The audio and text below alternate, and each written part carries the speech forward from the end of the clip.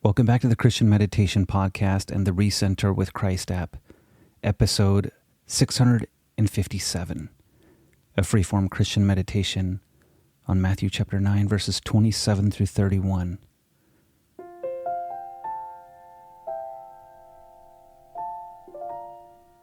My name is Chaplain Jared, and I do this podcast to help you find more peace in your life by connecting with the true source of peace, who is Jesus Christ.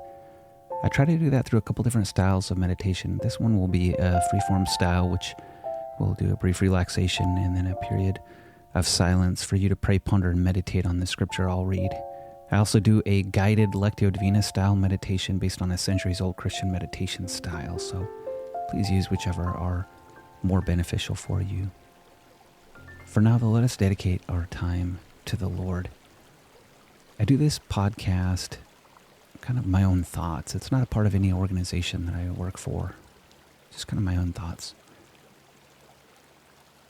Almighty God, bless us as we meditate on your word.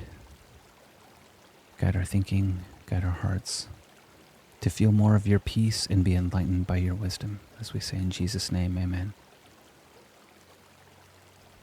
In this moment, just allow your body to slow down, allow your mind to calm, allow the distractions of this world to fade away.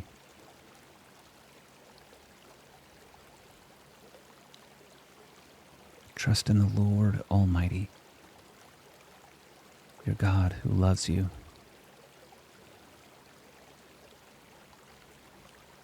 God is faithful.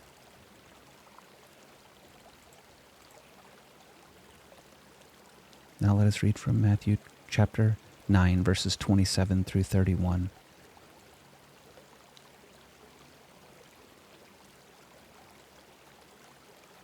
As Jesus went on from there, 2 blind men followed him, calling out, "Have mercy on us, Son of David."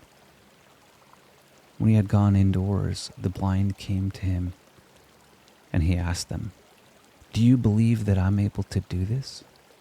"Yes, Lord," they replied. And he touched their eyes and said, "According to your faith, let it be done to you." And their sight was restored. Jesus warned them sternly, "See that no one knows about this."